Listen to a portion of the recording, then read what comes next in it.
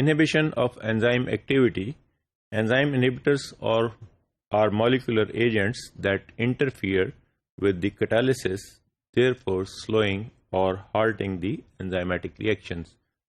Inhibitors वो substances हैं कि जब भी ये ऐड किए जाते हैं तो आइदर ये उसकी एंजाइमेटिक एक्टिविटी जो एंजाइम सबस्ट्रेट कॉम्प्लेक्स बन रहा था उससे अल्टीमेटली एंजाइम प्रोडक्ट बनती है उसको या स्लो डाउन कर देते हैं या उसको रोक देते हैं, हाल्ट कर देते हैं.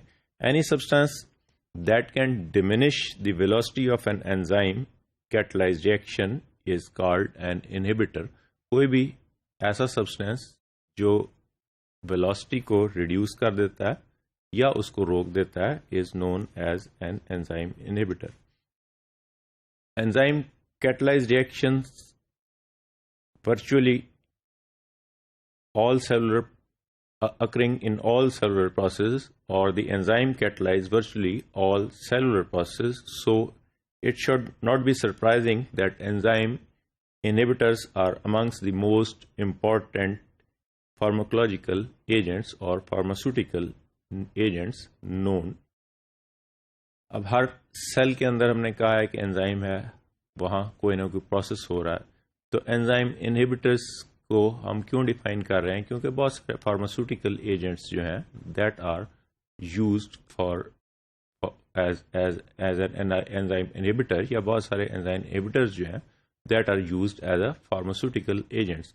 फॉर एग्जांपल अगर हम देखें एस्प्रिन, नॉर्मल जो मार्केट में अवेलेबल है डिस्प्रिन के नाम से, एस्प्रो के नाम से, डिफरेंट उसकी प्रोडक्ट्स हैं.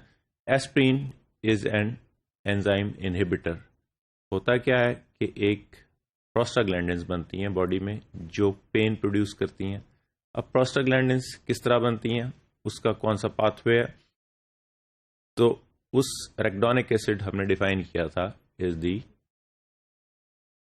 फैटी एसिड्स, जिससे जो है ना या जिससे जो है वो हमने कहा था कि इससे आगे डिफरेंट चीज़ें हमने उसको डिफाइन नहीं की थी क्योंकि हमने मेटाबॉलिज्म नहीं पढ़े. We have only discussed the chemistry of the fatty acids. So arachidonic acids से अगर आप पाथवे बनाएं इसका तो arachidonic acid से कन्वर्ट होता है.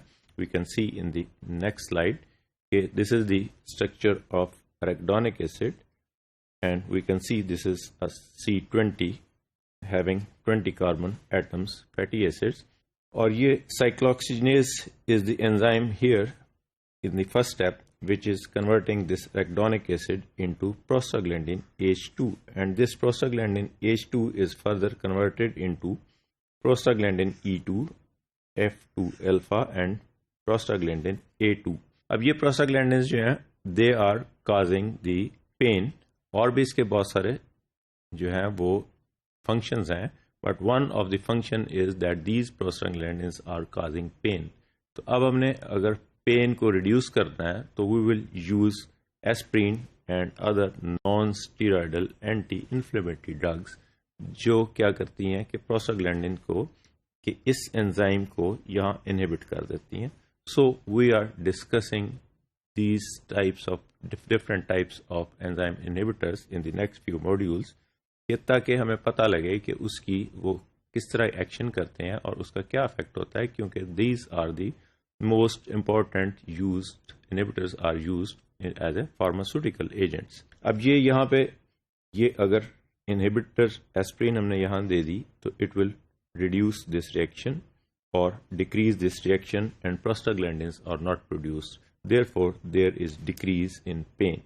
Inhibitors can be classified on the basis of their site of action on the enzyme, on whether they chemically modify the enzyme or on the kinetic parameters they influence. के different enzymes जो हैं site of action के basis पे उसके inhibitors को define करते हैं, classify करते हैं.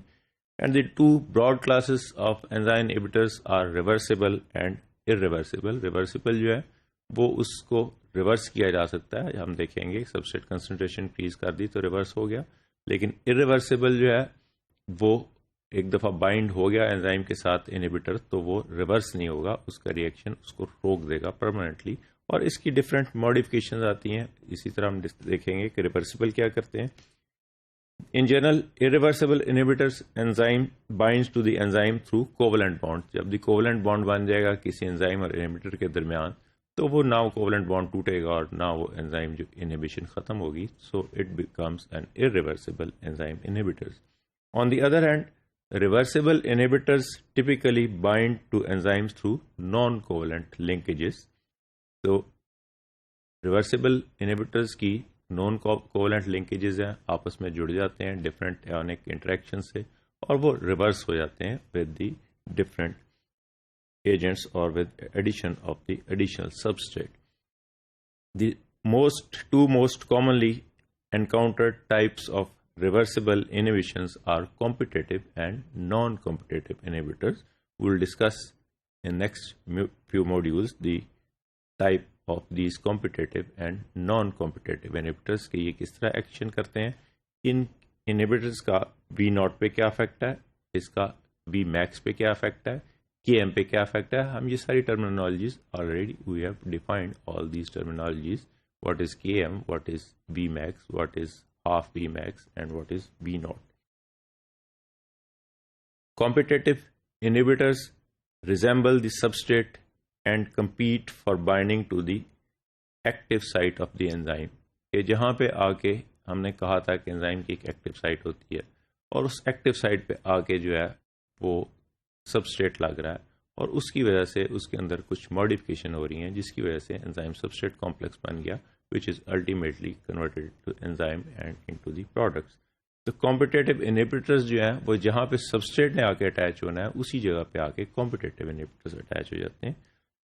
On the other hand, non-competitive inhibitors do not bind at the active site. जहाँ पे substrate ने अटैच होना है वो active site है। Non-competitive inhibitors उस जगह पे अटैच नहीं होंगे, ये किसी और साइट पे अटैच होंगे। They bind either free enzyme at the site other than the active site or on the enzyme substrate complex.